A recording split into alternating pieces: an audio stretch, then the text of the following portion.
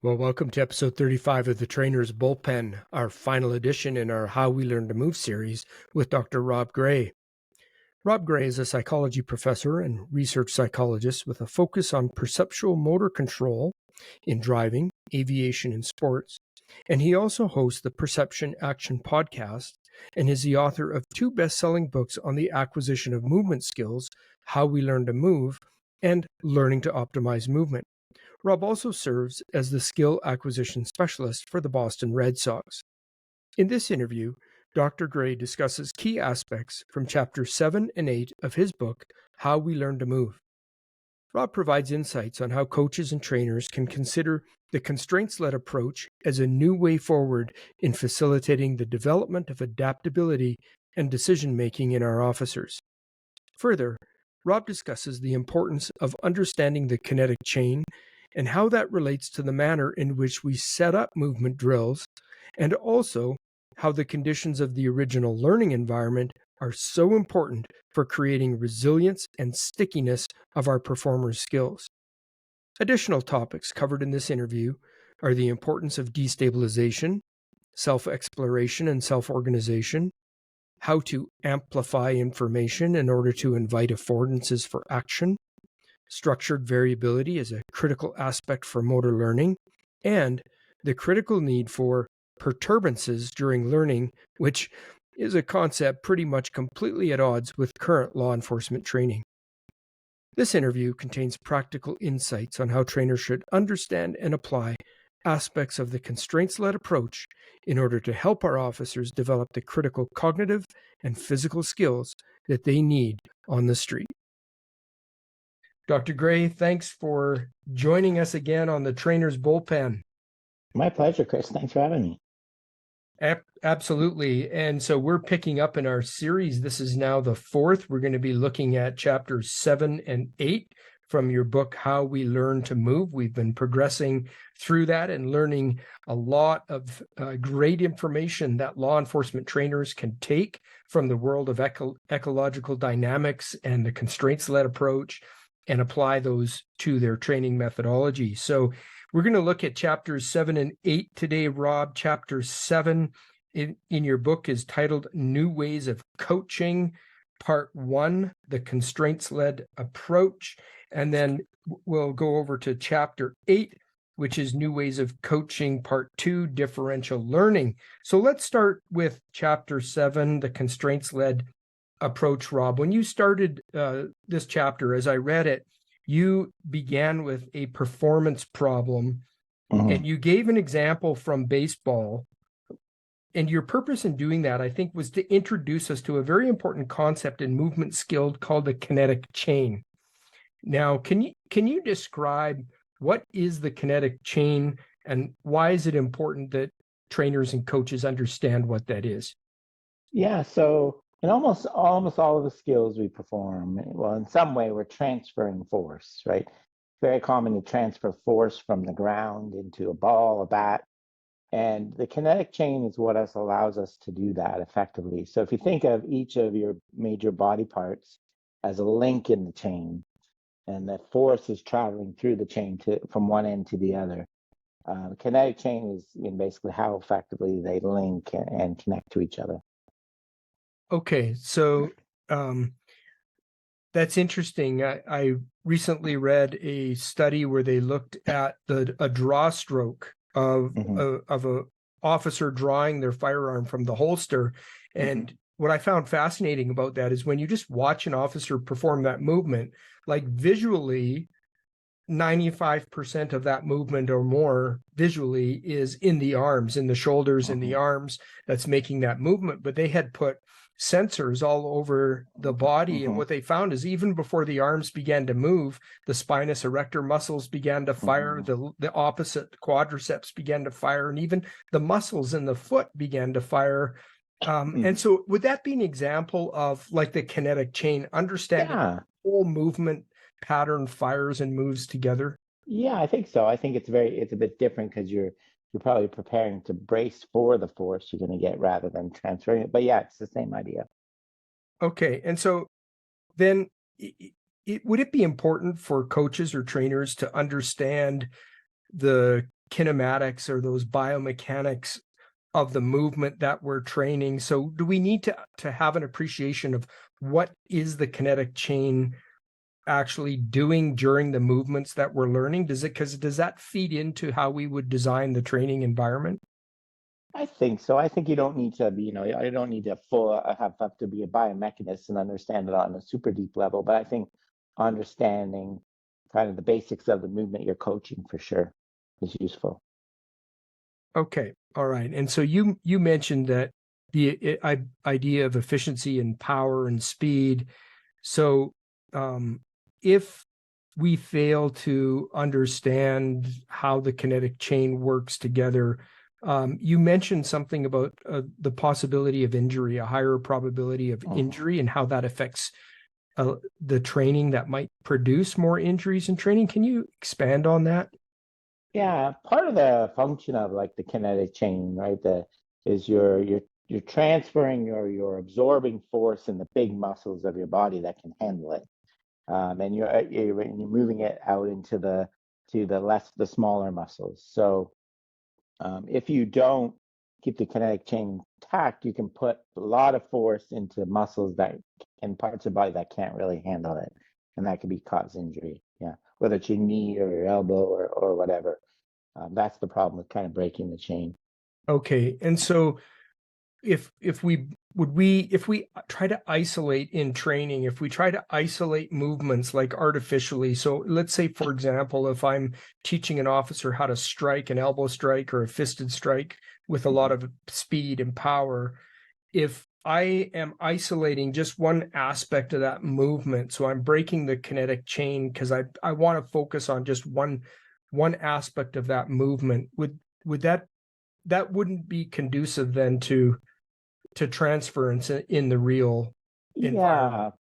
Yeah, ideally, we try to do this a lot in sports like baseball and stuff. And yeah, you really want to build up that working together and the whole parts. So isolating stuff is yeah, I think it's very limited transfer because you have to learn how to work it all together.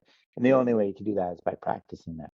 Okay, great. So now you mentioned something about, and you use this phrase in your book. You said a new way of coaching. So how can coaches help their students find those movement solutions that develop the kinetic chain effectively? I mean, I know how the traditional way of it is done in law enforcement training, for example, where the trainer will watch something and then they'll just tell the student, well, Yeah. this is what you need to do differently to make that more effective for you. But, that's not the approach in the ecological dynamics world. So can you expand on that? What would be a way to help our students learn that? Yes, that's kind of where I started too, Chris. And I tried it in the book. I give an example of a study where they show you just can't really do that. You can't give a person a verbal instruction and they implement it no matter how. So yeah, basic idea of the constraints-led approach is you start with can I add something to the practice environment that takes away the movement pattern takes away a movement pattern, their existing movement pattern that I don't like, well, for whatever reason, it's causing injury, it's breaking the chain. And so I'm going to add that, and then I'm going to let them self-organize to something new. So I want to add something that's going to cause them to explore other options on their own. Okay. All right. Mhm.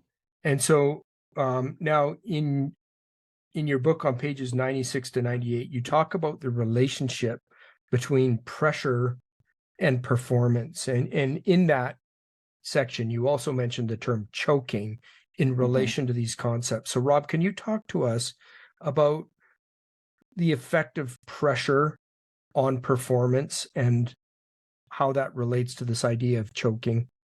Yeah, so yeah, this is something I studied before. So pressure, the idea of pressure on performance is the bulk of the research. What it suggests is that when you get in a really situation where you really care about performing, whether it's you get a chance to hit to win a game or a very important situation, what happens is we tend to want to over control. We want to take over.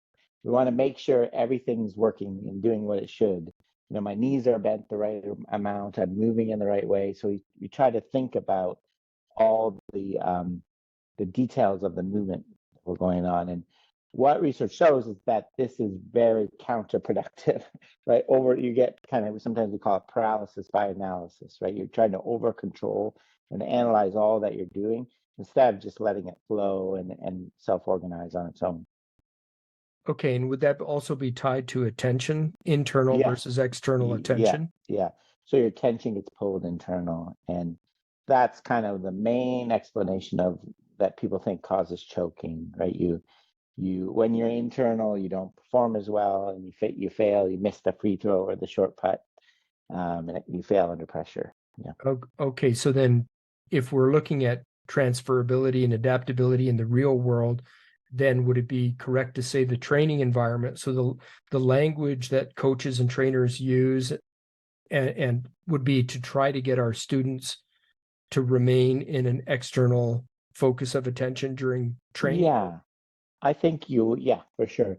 I'm a big fan of kind of adding some pressure to the training environment and getting people used to that, resist that urge to turn inward. Yeah. Okay, all right. So you mentioned a concept that I found very interesting, and I think this would be relevant to all law enforcement trainers, and that is that the conditions of the original learning environment in which the skill was first learned can directly affect the resilience or stickiness of the movement skill. So Mhm. help us out there. Can you expand on that? Yeah, so I think I was talking about, how, if you're how adaptable you are to other environments. If you train in a very, very limited, restricted conditions, you're not going to be able to adjust to adapt to new environments. You're going to be very hard to, you're going to learn, you're going to learn a movement solution that works well for that one environment you practiced in, but not transfers to other ones. Okay, and so then related to that concept, Rob, would that be where the trainer would want to introduce or understand the importance of constant variability? So Mhm. contextually relevant variability, right? I mean, something that's connected to the real world, obviously, but is the more that we can vary conditions of training and keep that pressure on and keep our students in that band of desirable difficulties where they're constantly adapting and problem solving, is that sort of the goal of what you're getting at here? Yeah, I think so. I think we definitely want, it points to that we need variability in practice. So we get a skill that's adaptable and it can adjust to different environments. And you're right, you want it to be relevant variability, not just kind of crazy manipulations. Yeah. Okay. So, with the constraints led approach, Rob, you introduced us to four key principles that are inherent in that CLA training Mhm. approach. And so let's take each one of them and discuss them in terms. So I'll just first say what they are, and then you can talk to us about each one of them. The first one was destabilizing the existing movement solution or attractors. Mhm. Second was encouraging exploration and self-organization. Third, amplify information and invite affordances. And fourth, provide transition feedback about the effectiveness of the search. So let's talk about these, Rob. The first one, destabilizing the existing movement solution. What is that? And you also talk about this idea of the proprioception problems in newer learners with regard to destabilization. So what do you mean by destabilize the existing movement solution? Yeah, so you just, usually when you have if we get to coach or some athlete or comes to you, a lot of times they've been practicing for a long time and the solution they have is very, very well learned and ingrained and it's hard to change. So we need to kind of shake it up, give them some reason. So the easiest way to destabilize something, make it not as rock solid, is make it so it doesn't work anymore. Right? And that's the idea of a constraint. Add something so that what they're doing is not going to work anymore and they're not going to be successful with it. As long as they're successful, it's going to kind of remain more stable. But if we can kind of put them in a situation where it's not going to work, it's going to give them an incentive to change. Okay. All right. And so that's obviously a positive thing. That's what we want to Hmm. do, is to continue to destabilize existing movement solutions. And would it also be like, even if the solution that they are using is effective, would it still be beneficial to try to destabilize that in order to promote adaptability and problem solving? Yeah, I think so to a certain degree. I think I do this, athlete, even the athlete may have one kind of thing they use over and over and over, which is very effective, but you want them to have other options. So yeah, sometimes you take away their strength, by adding a constraint that makes it not as effective. Yeah.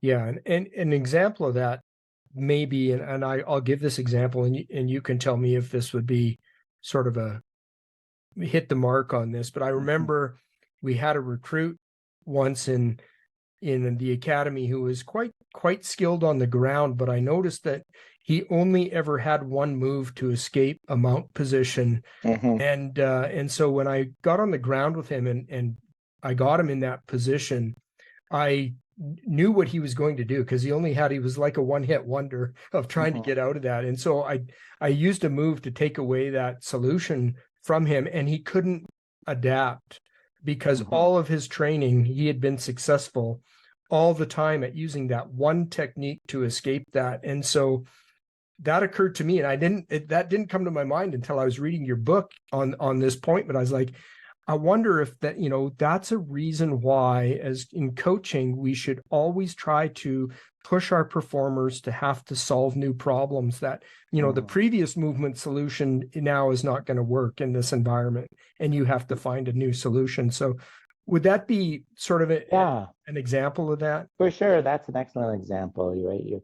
They have something that's working, and because they always practice in the same environment, it kept working, working, working. So they have no reason to try something else. Now you're adding something that takes that away. It's not that you want them to forget that and never use it again, but you want them to have other options. Yeah.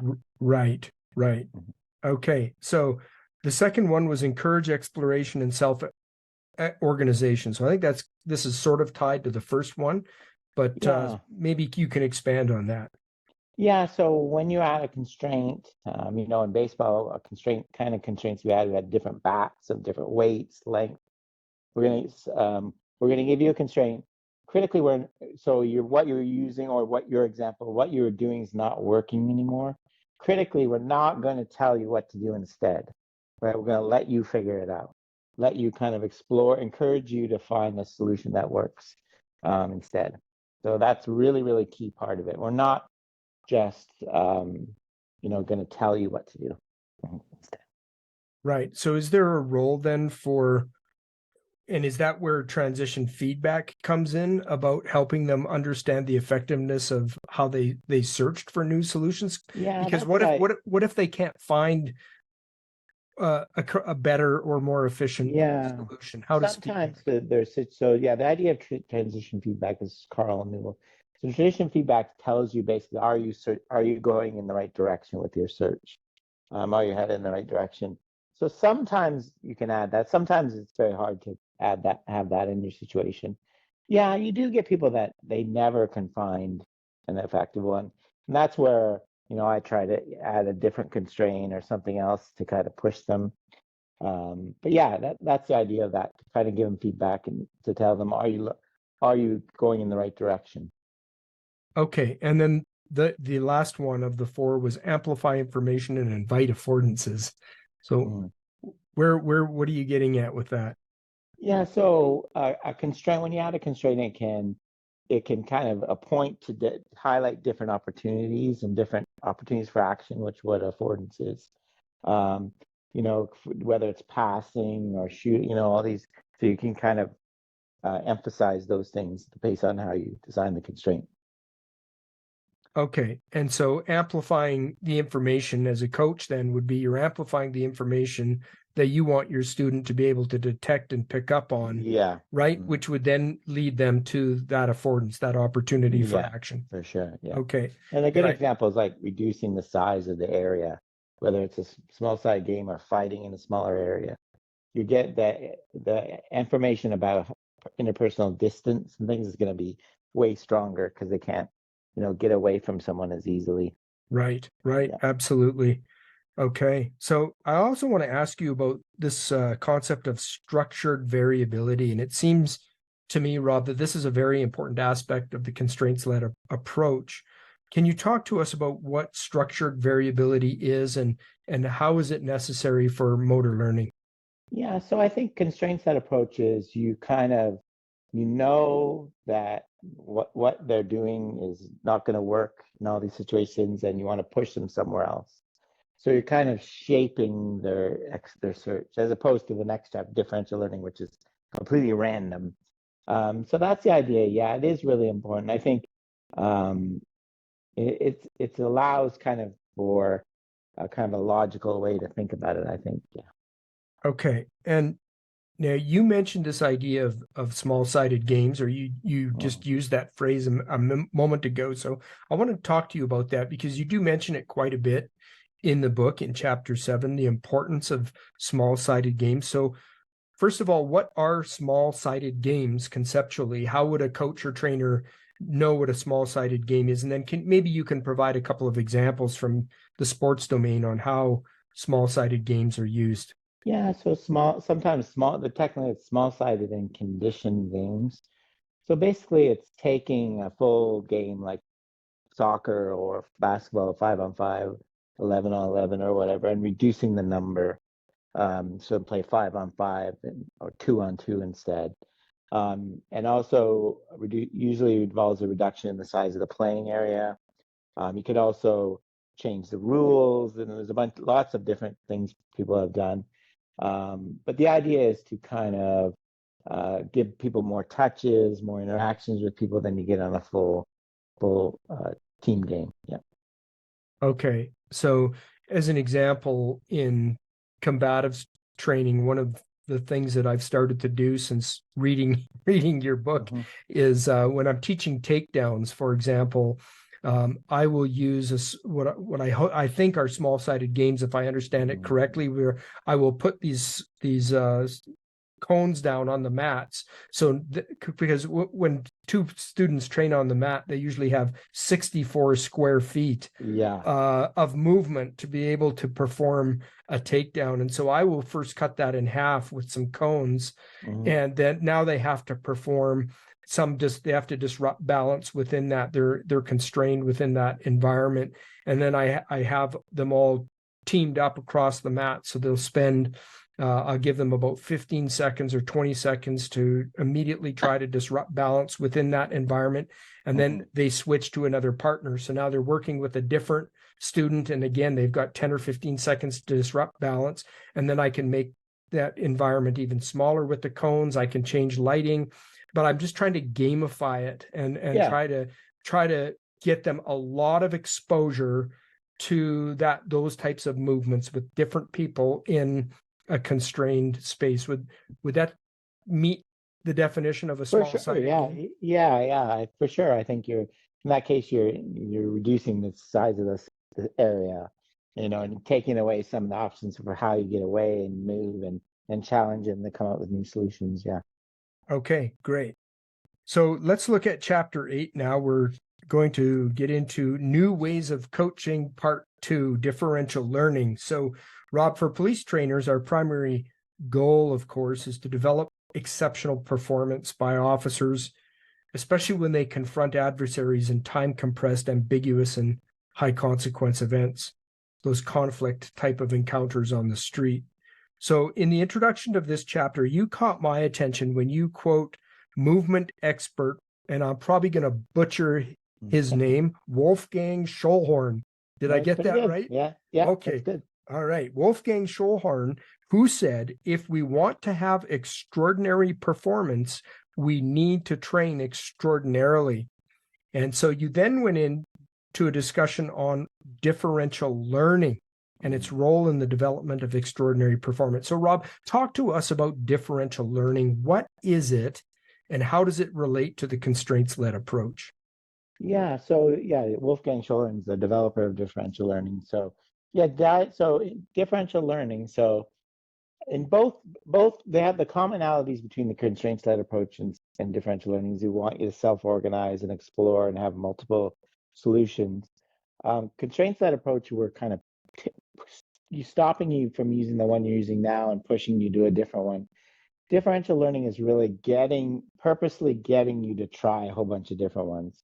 So in differential learning, you give people, you want them to move slightly differently on every single execution.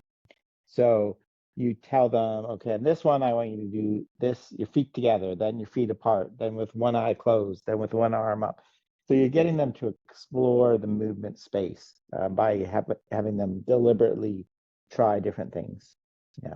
So what would be the advantage to that if in the actual performance environment, they would never actually use those movements, like one arm up, one arm down? So what is it helping to develop that will be helpful? I guess the idea is you're learning about, so it helps you find a solution. So say you get in a position where someone has one arm pinned or something, or, it helps you find a solution that works for almost any scenario because you've kind of done this exploring of all these different possibilities. Okay, so for example, in law enforcement, let's say firearms training, then if I told my officers on the range that for the purposes of the next drills until they're told otherwise, they are not allowed to use their dominant arm to draw their firearm.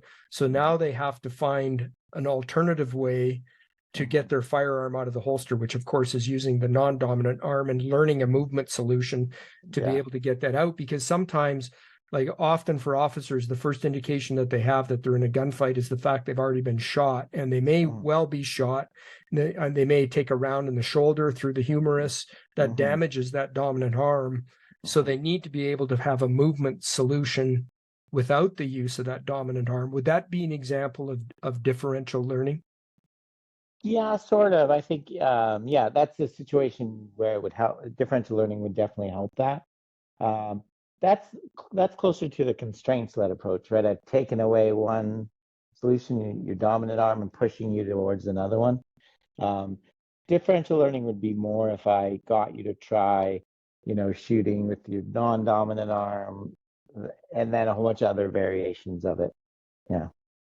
So it's a little bit different. Um, there's a little bit of it. So trying to shoot with a straight arm, trying to shoot from a position with your arm behind your back, trying to shoot, where you start from behind your back. That would be differential learning. Trying all these different alternatives instead of just taking away one thing and pushing. I see. Okay. All right. Yeah. So maybe it's adding then movement. So if they're shooting, let's say if I have them shooting while moving laterally one direction or another, now they have to shoot or while backpedaling or shooting while drawing while falling onto their back as they're losing balance and falling and they're drawing, then would all that variability or variability of movement be a type of differential learning? Yeah, exactly. Doing all those different movements, kind of getting you to explore all the different possibilities that's the essence of differential learning. Okay, great. All right, that makes sense. So you mentioned 4 key characteristics of differential learning.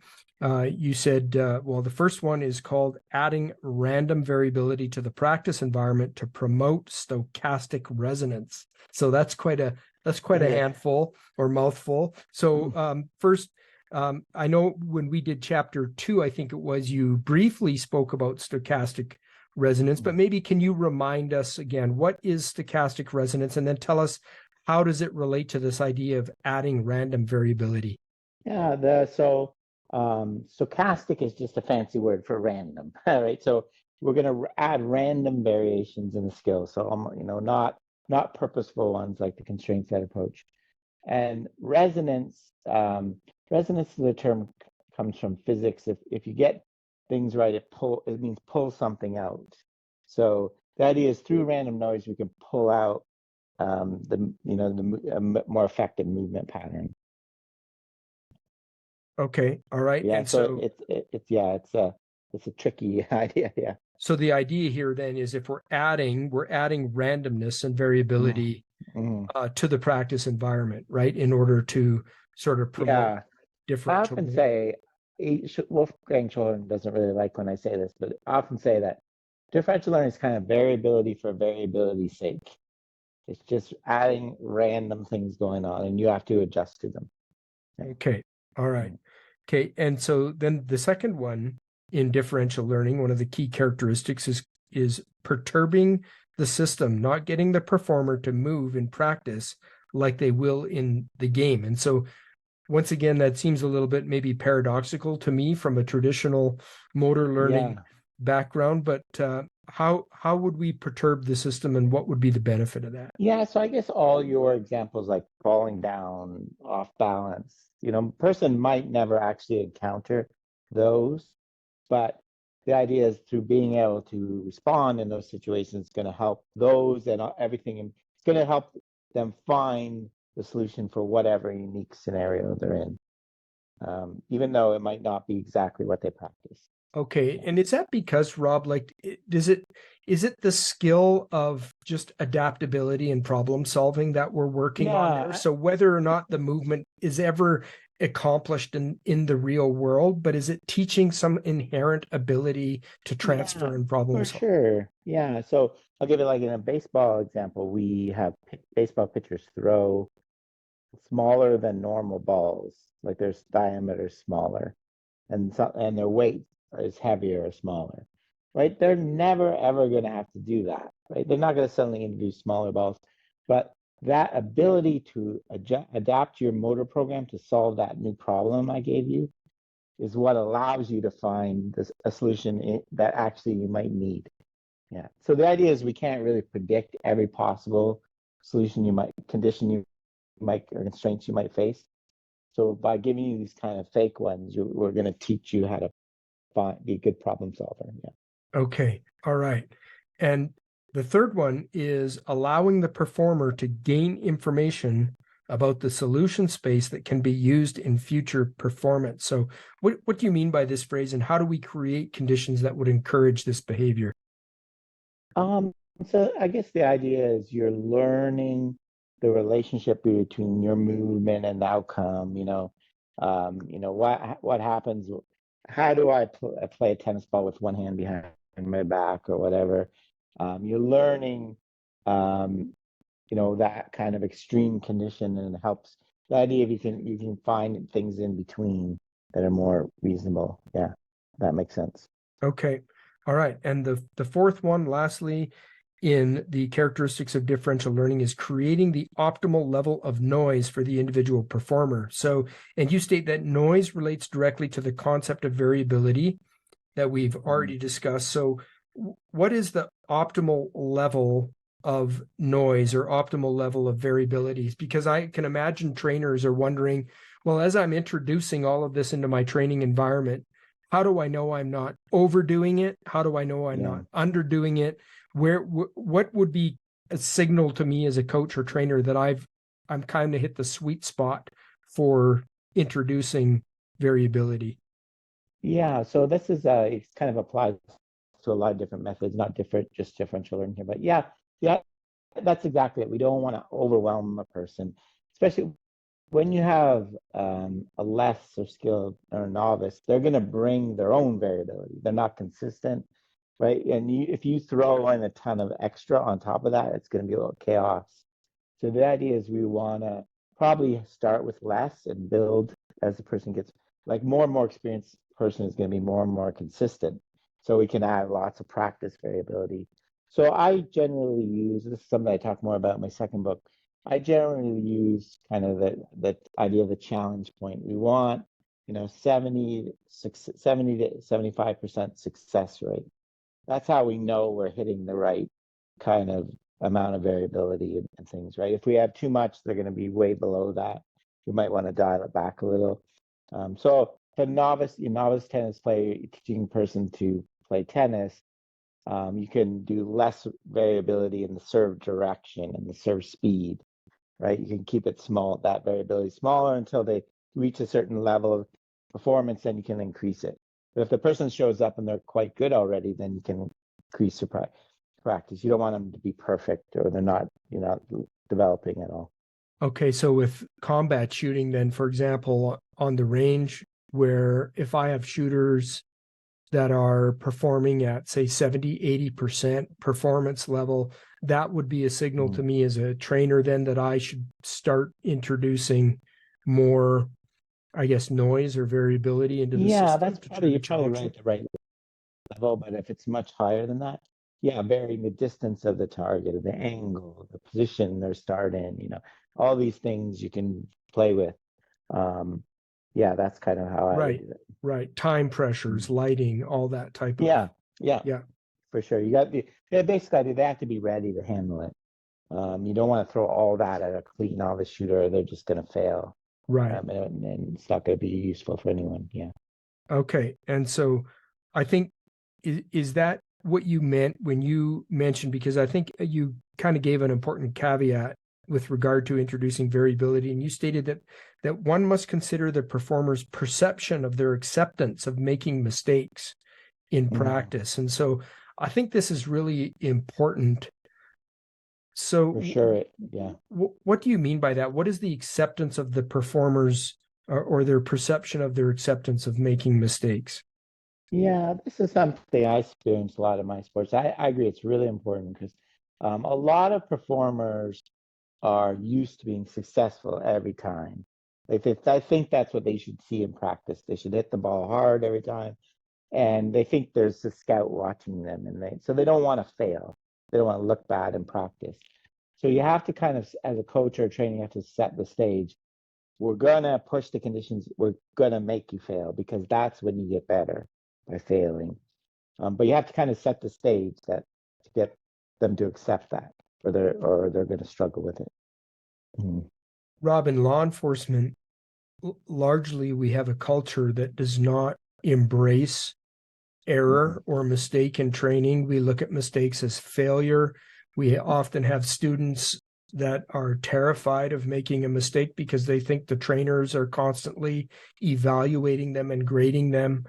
And so, to your earlier point, do you think it would be important for trainers right at the beginning of the academy, at the beginning of training, to talk to them about all our students, about all of this ecological dynamics and how we learn Mhm. and the importance of mistakes and why training is designed the way that it is, that we're going to push you into that band of difficulty where you're going to make mistakes because that's Mhm. where you're going to learn. So is it important to kind of create a culture where mistakes are not only okay, but they're expected and celebrated?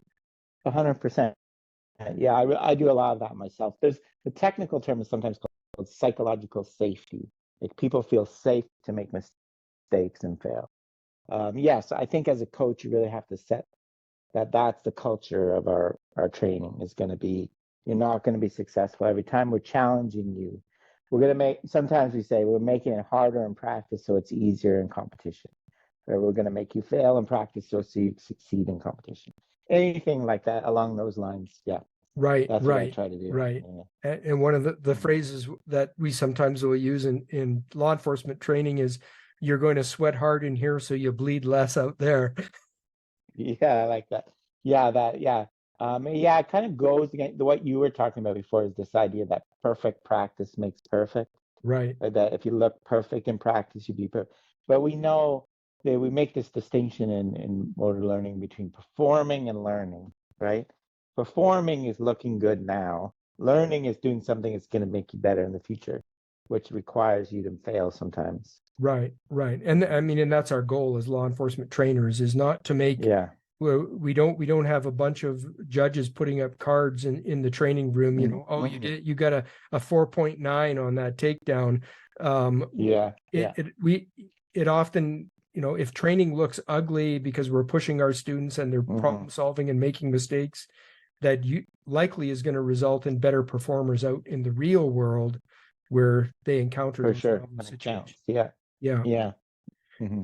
So For can we sure. talk about the research for a minute, Rob? Because you talk about the Hmm. what you call the comparative research between the constraints-led approach and traditional training, or that would be linear type of the linear Hmm. or information model of coaching. So can you just generally, I mean, without getting granular into research papers, but can you talk to us in general terms about those findings? I mean, why? What I'm hoping that a law enforcement trainer who goes through these series will walk away from is being convinced that the ecological dynamics and constraints-led approach is superior. And so, how would you encourage them as far as the research findings on the CLA, the self-organizational model? Yeah, often, you get people ask, show me the proof that this works. Right. And so, yeah, on that, I have a web page, I think, perceptionaction.com/comparative, where I have a running table of all the studies I found that compare traditional coaching to either constraints or differential learning. And the mass majority of them show you get better outcomes at the end, better performance gains, better adaptability.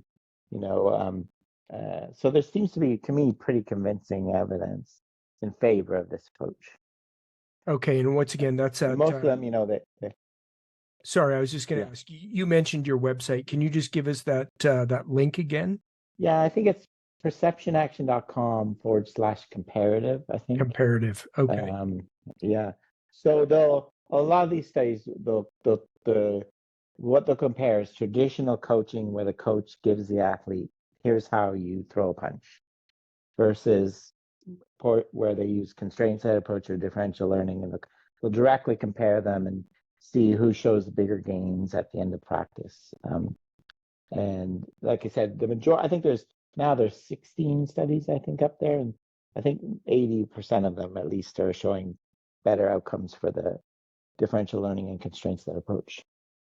Okay. And because I think that's one of the legitimately, and I understand that as a law enforcement trainer, especially if you come from years and years of the traditional type of linear instructional technique, because when you switch and adopt the ecological nonlinear self-organizational model, you're going to see your students' performance during the training is not going to get to the level of, like, it won't look as nice, it won't be as smooth, it'll look less efficient. And so the danger in that is you're going to make a comparison and go, oh, this is not working.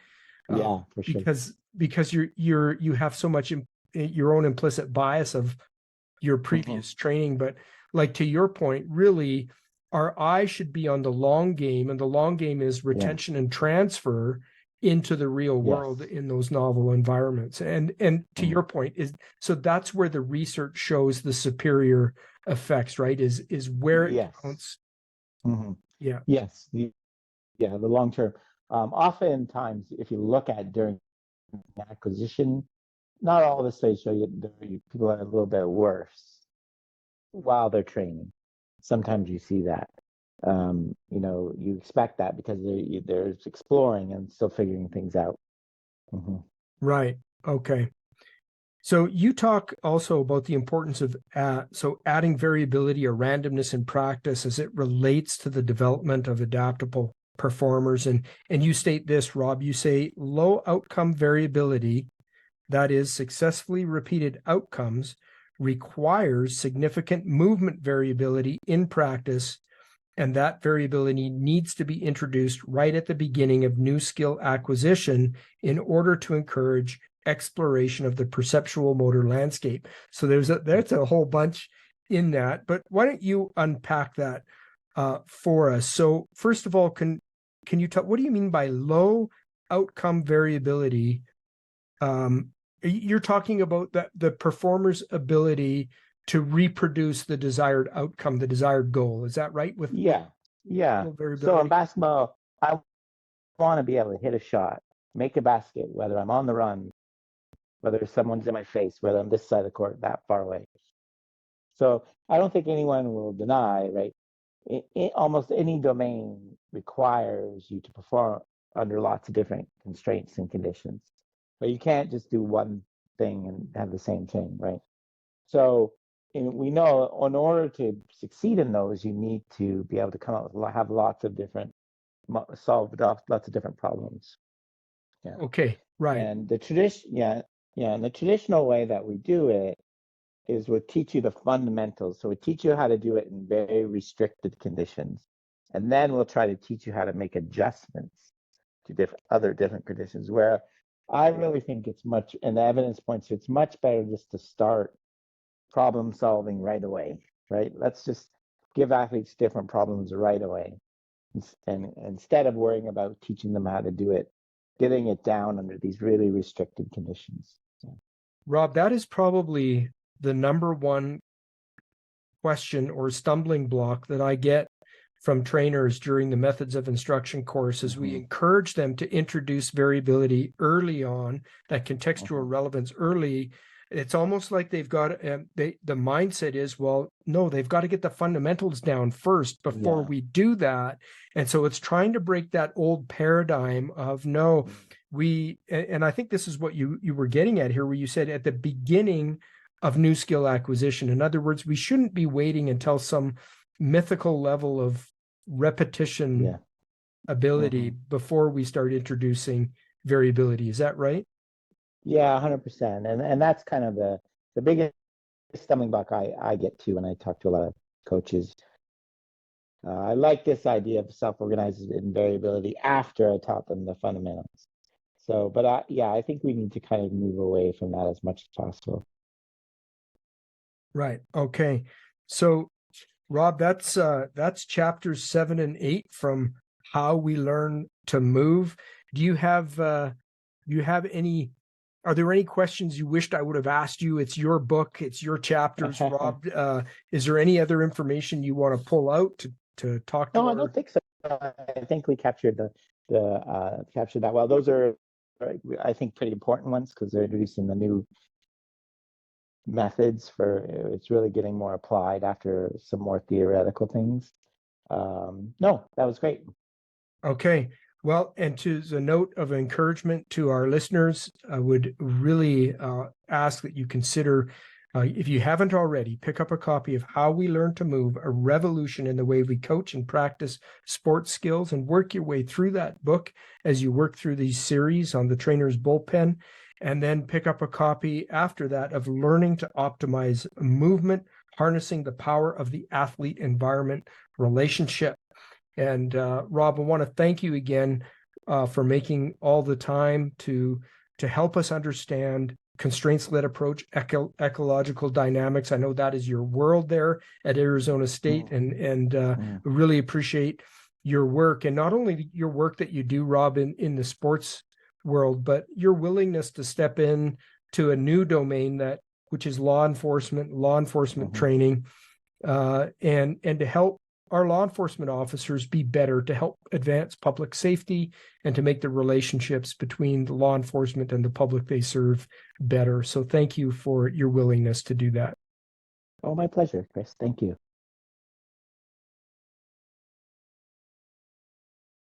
Well, we hope that you've enjoyed this episode of the Trainer's Bullpen.